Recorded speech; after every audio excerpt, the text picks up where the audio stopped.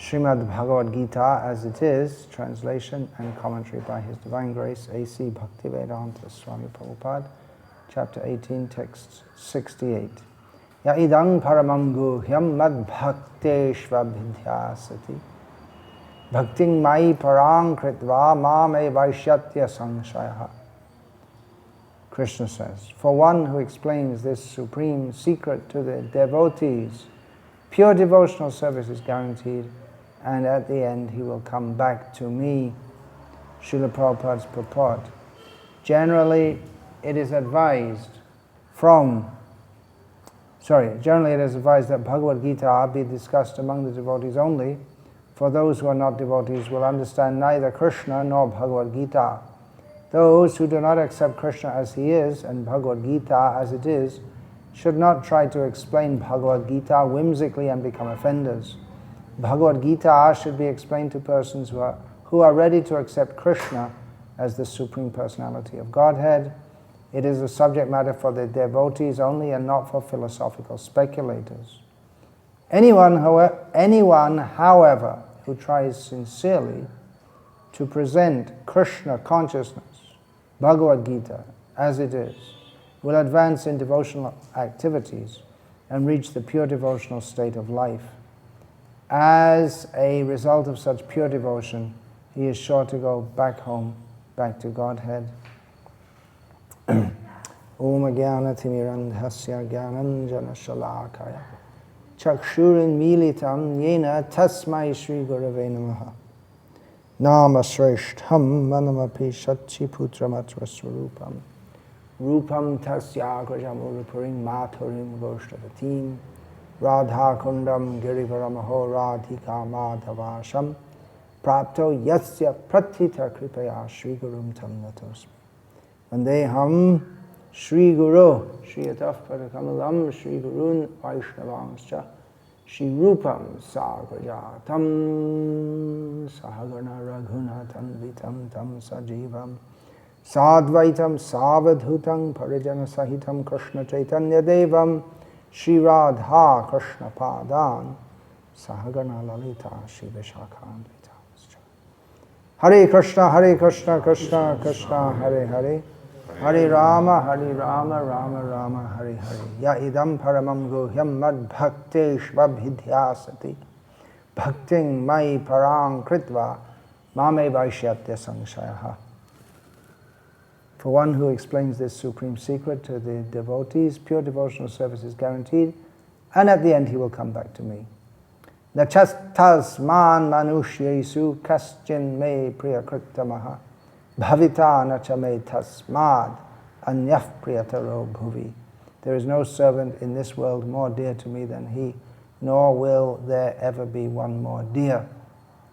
So especially the second of these two verses, Srila Prabhupada often quoted to encourage devotees in their preaching activities. And this is from Krishna, of course, Krishna speaking Bhagavad-gita. Krishna, when he comes as Krishna, he speaks this. And when he comes as Lord Chaitanya, he says, Jare deko tare kaha Krishna upadesh amaragya guru hoya tara idesh. Wherever you go, whoever you meet, instruct them or tell them about the instructions of Krishna, which means Bhagavad-gita as it is. In this way become a guru, Chaitanya Mahaprabhu says, and deliver this land. So both Krishna as Krishna and Krishna as Chaitanya Mahaprabhu emphasize the importance of these preaching activities. So congratulations to all of you here who are engaged in the preaching activities of Krishna consciousness. And of course, there are many devotees all over the world who are engaged in this activity. Yesterday evening I was speaking with my godbrother and old friend, Shyamasundar Prabhu, who lives here in Bangalore. Actually, in our movement, if you say Shyamasundar, Prabhupada disciple, I often think of the Shyamasundar 1967, who joined in San Francisco, I believe it was, and was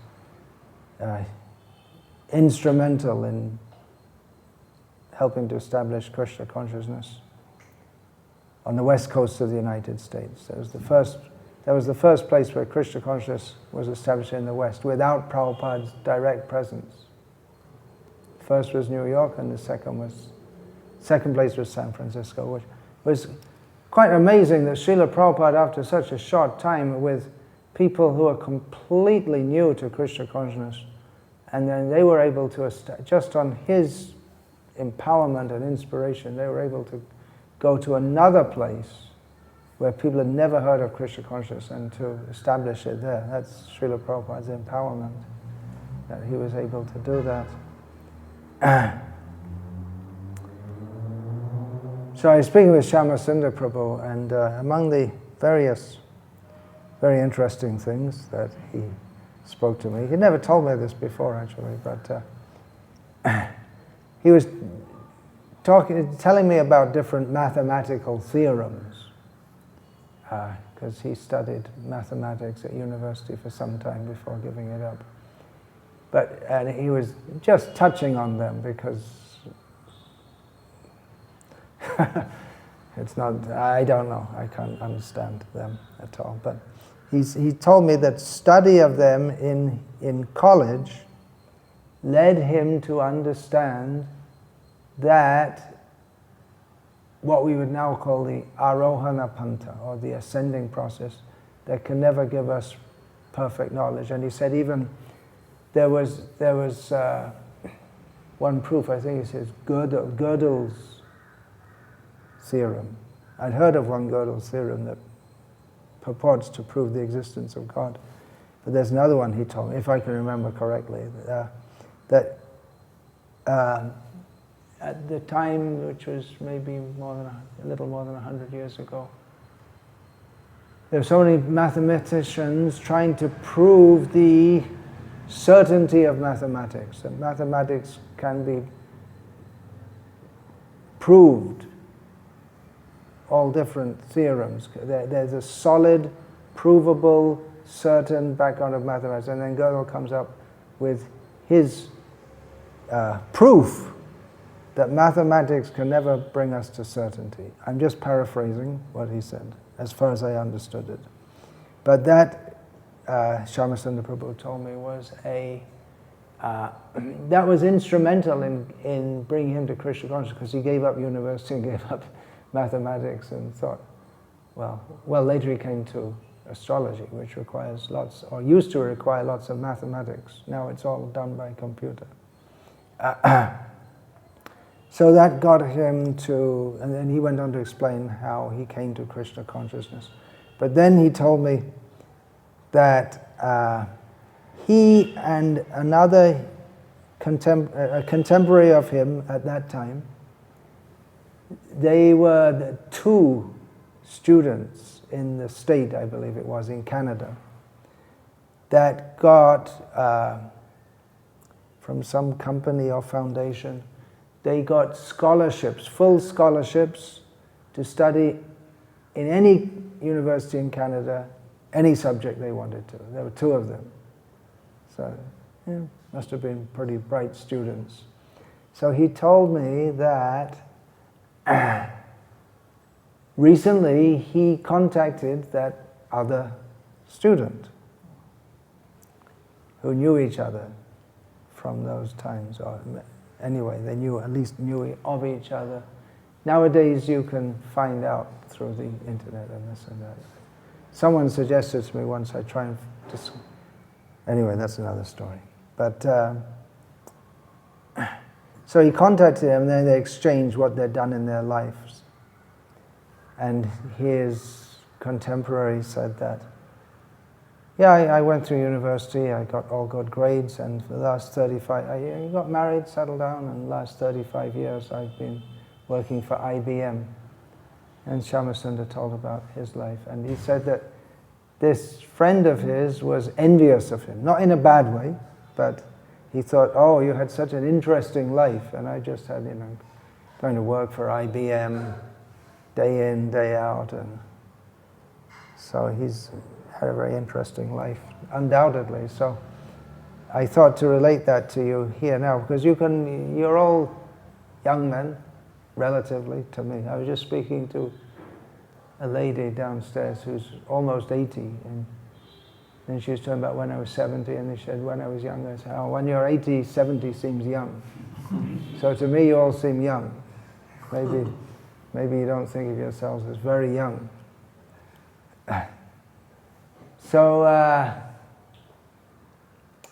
yeah, if you think of what your friends at school and college, and compare them to your life, what you're doing. And this is just on the material platform, but it's much more interesting, isn't it? And just going to work every day and paying off the bills to pay for your apartment or pay the rent or whatever. Boring life. Even our devotees who live on the farms, you could say, well, that's a very routine kind of life, but it's a much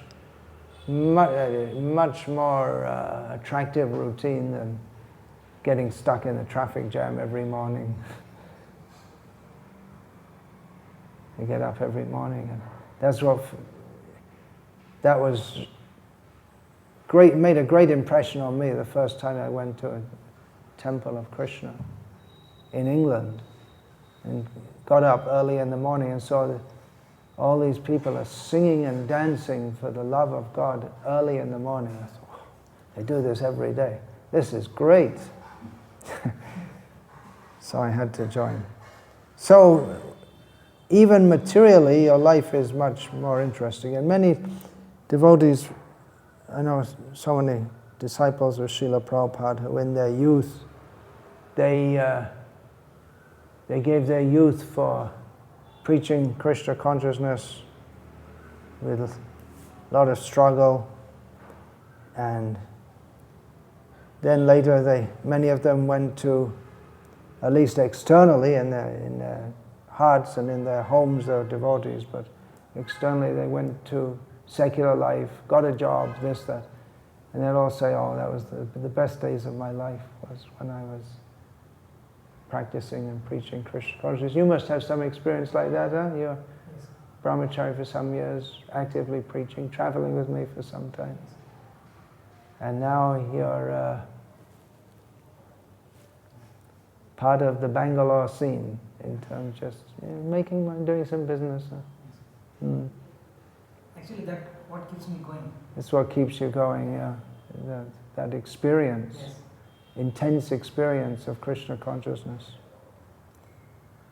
And it is intense. There's some of our devotees in the West, it seems to me, they think that, well, preaching in India is just easy. And well, in the West, no doubt, it has certain challenges that are not there in India, and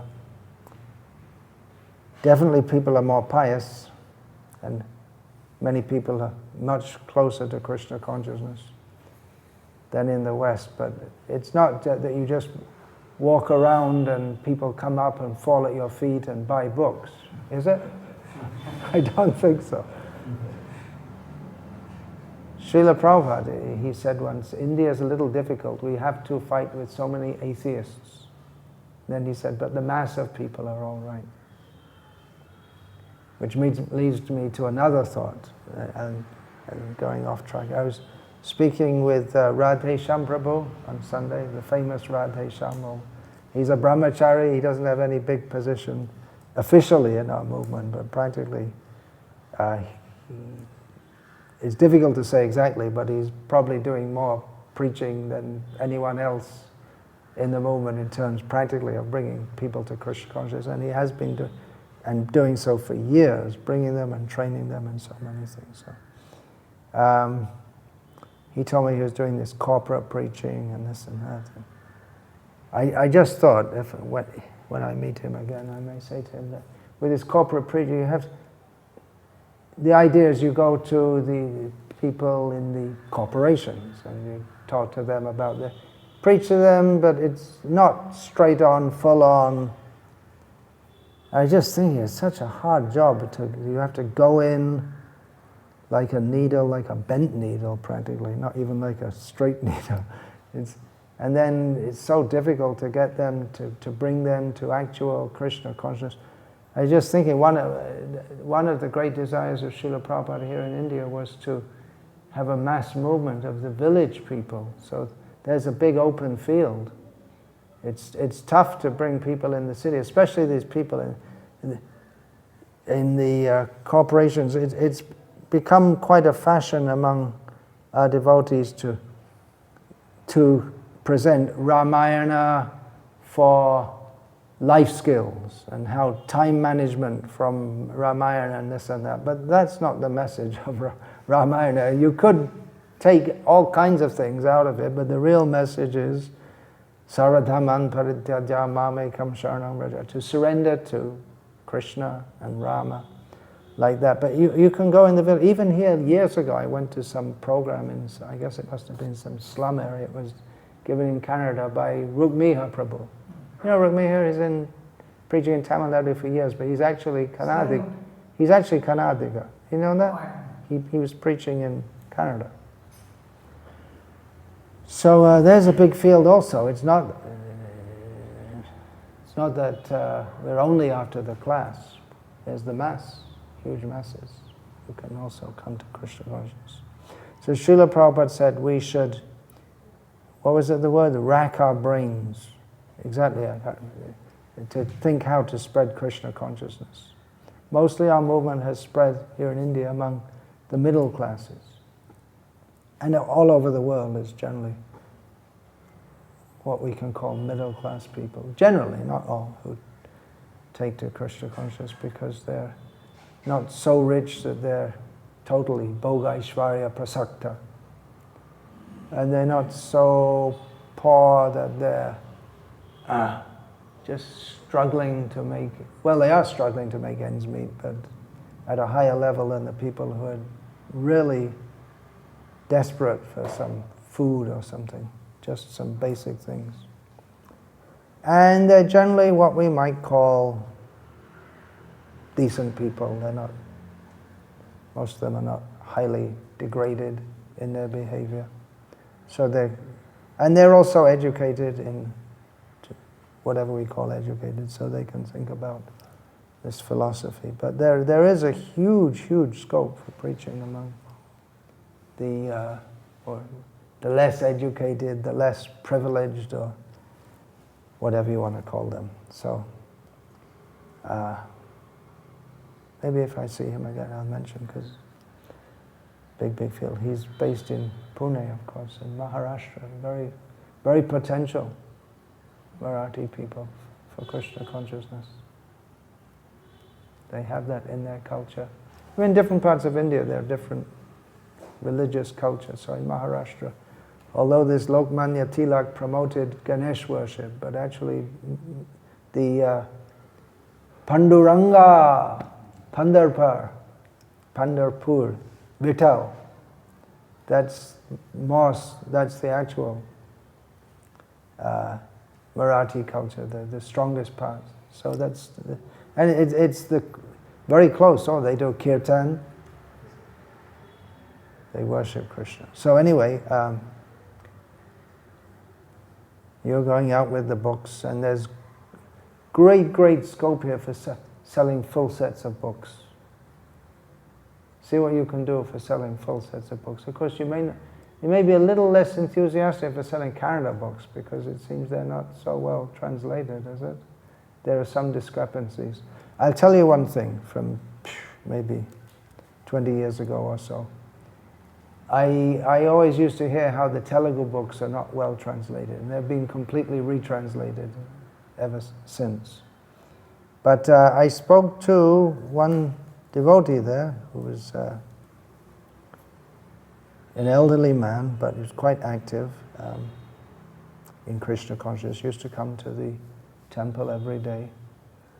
And I asked him then, because I was hearing, I was not well translated, I asked him that, well, what do you think about this Telugu Bhagavad-gita?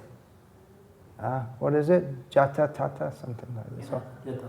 Jata Tata. Yata Tatam.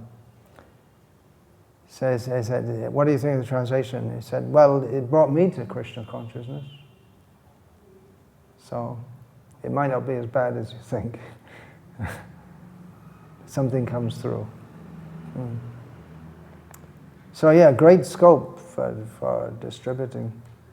And you have to see what you must be doing that, what kind of books they might like to take. For younger people, then if that science of self-realization, the word science, still in India, has its great appeal. That Origins magazine, I don't know if it's still in print. It's out of date, but it's good for the students. I got that printed years ago in India, only 5,000 copies, because it's very good for the students.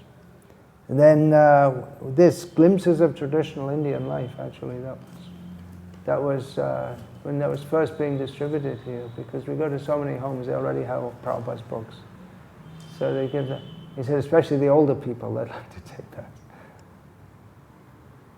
And I heard here in Bangalore some years ago that many young people, there was some survey, they said that, actually we know the old way of life is better, but there's no going back now. So you just have to see what kind of books, different kind. The idea is everyone should take a book. Again, going back in my memories, there just comes something. I was speaking with God brother once, Kundali, highly intelligent and thoughtful devotee. Some people might say too intelligent. So he said, yeah, there should be all kinds of books for all different kinds of people to bring them to Krishna consciousness.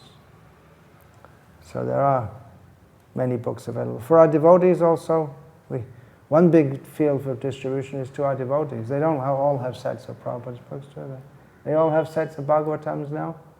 If they don't, they should have.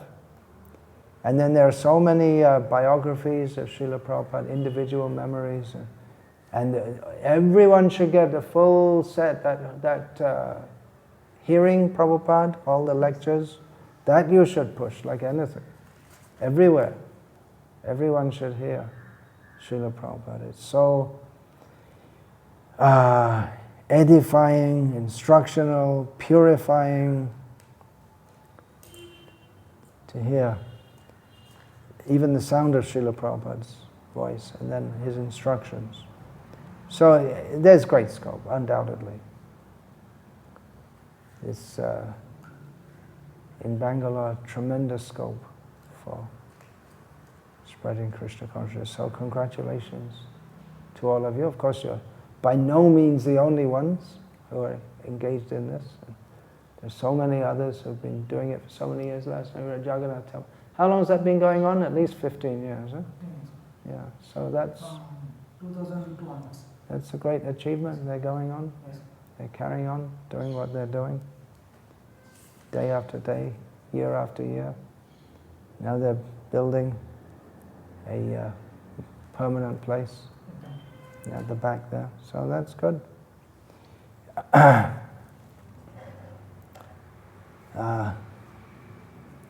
It's a great challenge to go out, but at the same time you can feel the mercy of Krishna. It's helping you. Srila Prabhupada often compared those who are going out on preaching to soldiers on the front lines. There may be generals who, of course in the Vedic culture, the king goes in the front of the fight.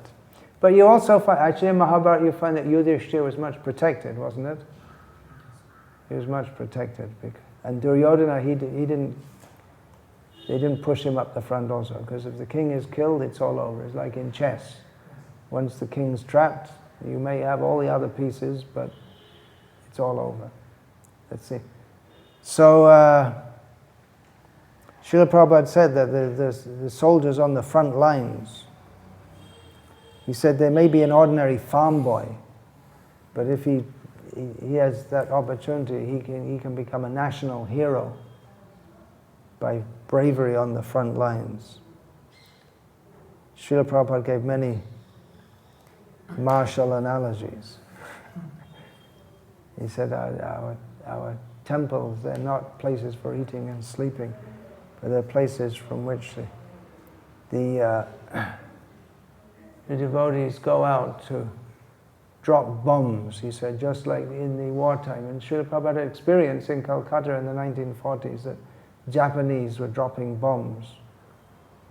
Although there was some idea, maybe it was the British doing it, because the bombs didn't fall on the European quarters. But anyway, Srila Prabhupada had the experience of living with bombs dropping all around. So he said, and the bombs are our books. We go and drop books. And they're falling, the bombs are falling here and there, having their effect.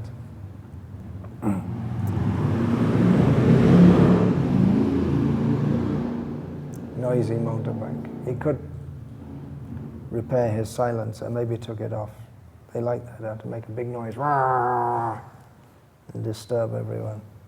So, Srila Prabhupada often quoted, Prana chaitar she hetu pracha. Who's got life, he can preach. The Vrajavasis, the inhabitants of Vrindavan, this refers to it, because they have life, then they can preach Krishna consciousness. Of course, it is possible to pay people to preach, as you had experience, right? You were paid to, and you were trained to go and give presentations in colleges. But it won't be the same. What was your feeling then and now? Completely different. There was a job. And here, and now it's for Krishna's pleasure. It's completely different. And you can go to temples, ISKCON or other temples, where everyone's paid. You'll never get the same life, the same atmosphere. In the kirtans, you can never, they'll never be joyful and blissful like those devotees who are giving their life to Krishna. If it goes on as a formality, because you're supposed to keep up a show, so that people keep on giving donations, so you can pay the devotees to do kirtan, they'll never have the life. Sometimes they go in some temples and try and get them enlivened in kirtan, and they look at you like you're offending them or something. They just, no life, no spirit. The things are going on, but in a formal way. The life comes from, well, where does life come from? Life comes from life. Life comes from Krishna. So this bliss in devotional service comes from surrendering to Krishna. Preaching Krishna consciousness is the real surrender. It's of course, it's not that others are not surrendered, but again, that example of going on the front lines, risking your life. So you're not, most of the time you're not literally risking your life, but it is a great challenge. It used to be often in America in the 1970s. Regularly devotees would get physically beaten. Not now. In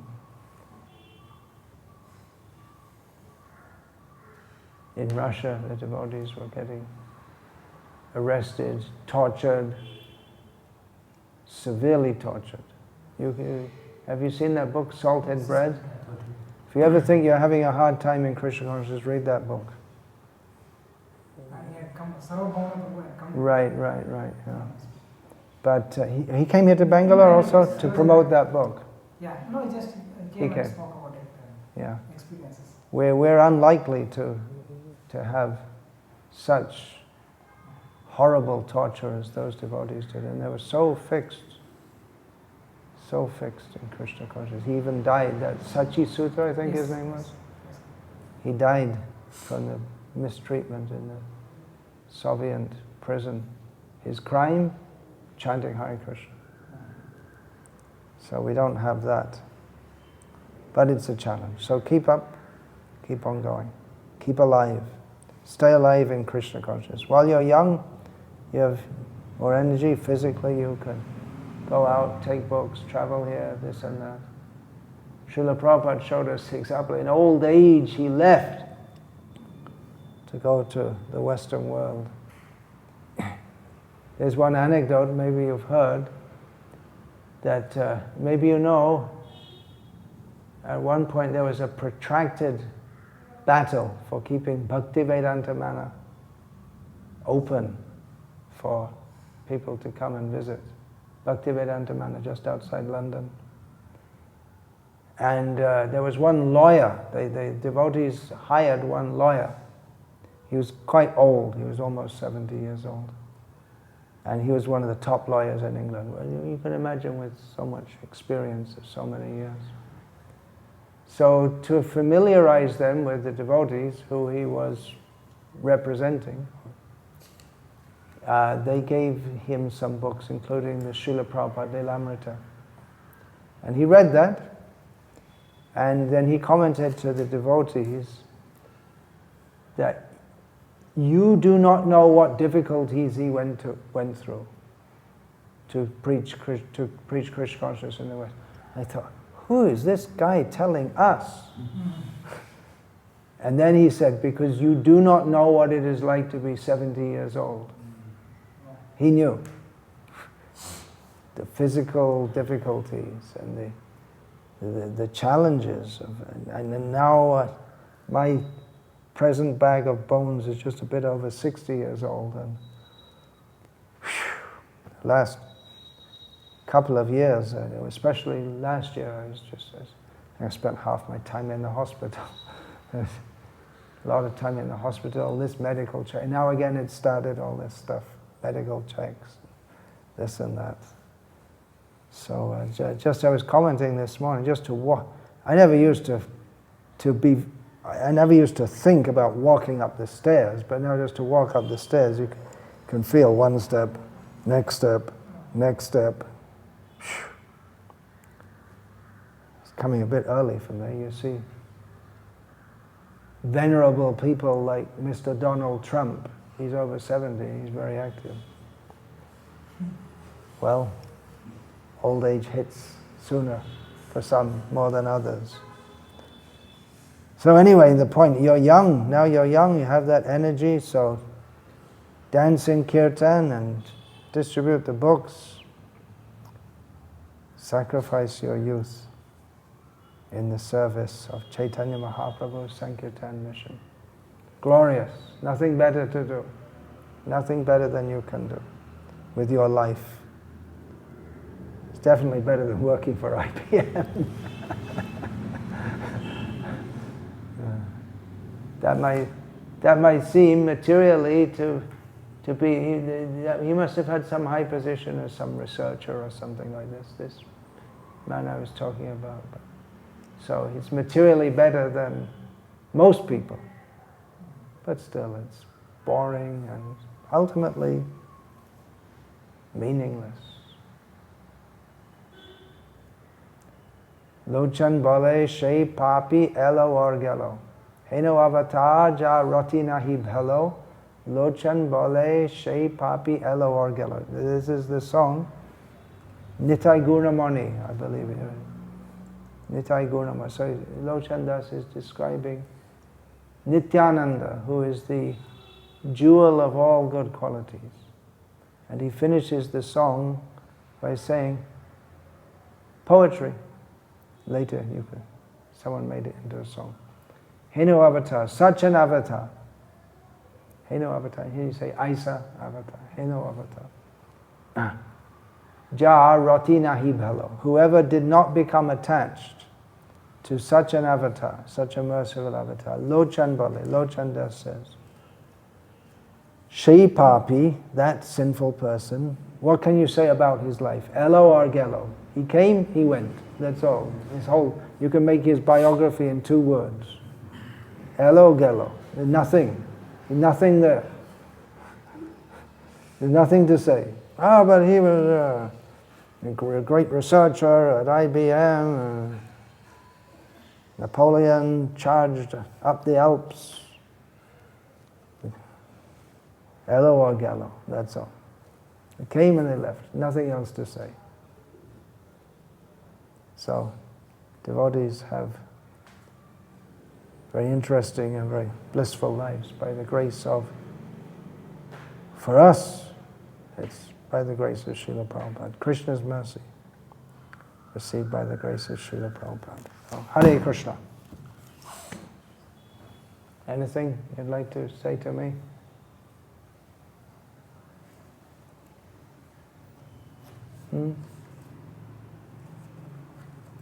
It's a great opportunity for all of you, actually. If you're in a big community, you'll hardly lead a kirtan or have any responsibility. For you, it's been a big flowering for you, huh? To have this opportunity. And you have to take charge and so many things, and gives you an opportunity to use all your propensities, and you might not even know you had so many propensities. I didn't know. So you're doing well. Good. Yeah. Yeah. Yeah, good. In Bangalore, they have a project to make 108 centers cover 108 villages. Whichever center they have to make. To cover 108 villages. Villages yeah. around. Yeah. They are somewhere near 40 or 45 they have done. Yeah, that's good. You should do that. There are so many things. Prabhupada said about Padayatra, we can have bullock carts. He said we can have millions of such carts. We have one Padayatra going all over India for so many years. That's another great thing. They keep it going so many years. But actually we should have one minimally in each district in India. Isn't it? Just go round and round the same villages. Again and again and again. We're a long way behind on so many things. Many things to do. Build up, develop, keep pure. And in Bangalore, the new trend is to make them come to you. That is the way people are promoting their products. Earlier they used to go and sell. Now we have to apply that principle in making them come to us by attracting. Whatever. That is a new way. People come more in numbers than if you make them come. If you bring them, they will come. All right, you can discuss among yourselves how to do all these things. Yeah. Distribution in offices has been fruitful in Bangalore. So Yeah. Experience. Yeah. Because of this, now last 10 years we see a lot of things have changed. A lot of housewives started working. When we go to their house in the morning, they're tied up, preparing to go to office. So we cannot really make them enthused to buy them. But when you go to office, the same people are there, sitting and working. And so that is one thing which worked out here. First, we're trying. And even the pay has increased for this. The government pay has increased a lot. It's equal to the private sector. Twofold. They have. So you get both things. You get a high salary plus job security, plus not having to do anything. They keep so many government jobs just to keep the employment down. Yes. Especially for all these reservations and this and that. And you can't get thrown out of a job. Yeah. A lot of Bhagavad-gitas have already been circulated. Right. So we had some challenge pushing Bhagavad-gita. And then give other books. Other books, yeah. Like recently we have seen that out of 10 books we are able to distribute like 6 to 7 Ramayanas. People are. Another thing is sets of small books. There are so many things. Yes. We have thought of making sets now. Yeah. Because we've seen that sets also has huge potential. Yeah. That is one thing. One set for 200 rupees, something like that. That was a 200 rupee note, so it's very convenient for people to give it.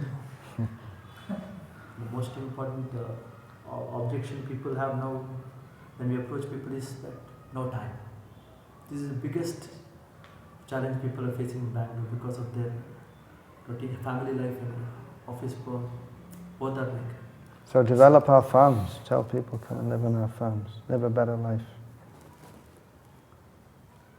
Maharaj, one of these programs that devotees conduct is called a Swadotsav. where people to engage the newcomers. They have been for 2 months or something. They are asked to cook at home the way the proper way. It's brought and offered. Can we offer such food? Because you don't know what they cook at home. There are some centers are doing. They call it sadhu, so they bring varieties and offer and then feed it back to them. I don't know. There are new people.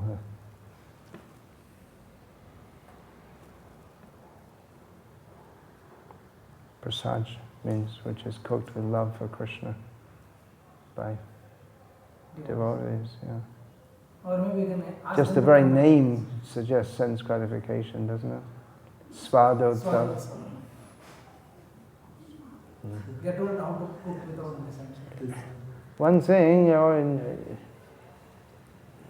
here in Bangalore there's a lot of emphasis on bring more, but what about bringing up the ones who are in also? Okay. That's also there, isn't it? There's some idea you bring people to get initiated and that's it. And after that, they just go and preach. But then, to bring more people. But what about bringing them up also? That's also to be considered. These young boys who are coming to us recently, the last 2 months we've seen, all the boys who came, when we speak to them and when we inquire about the nature of work and whether they like it, we've seen that most of the boys, they're completely stressed. Yeah. They're speaking out, and then when they approach us and they want some relief, there is some... They want some affection, actually. Yes, affection. Because in modern life there's nothing. Just everyone treats everyone else as some object, that's all. Yes. There is no personal bonding relationship. Like a machine they're working. Yeah, and they live 4 or 5 young unmarried men in one room, and it's just an arrangement, that's all. They don't bother to get to know each other or like each other or any such thing. Yes. A lot of PGs that we are going regularly. Exactly what you said. It's a room, and then they're from some different state. They're eating some food, and they're just going, walking and coming, and then it's cramped, dirty room. In Salem, when we moved, the second place we were in, that was next to Tamil Sangam. So, the boys were like that, young men. And once a week they'd bring the prostitutes also. I guess they shared them around.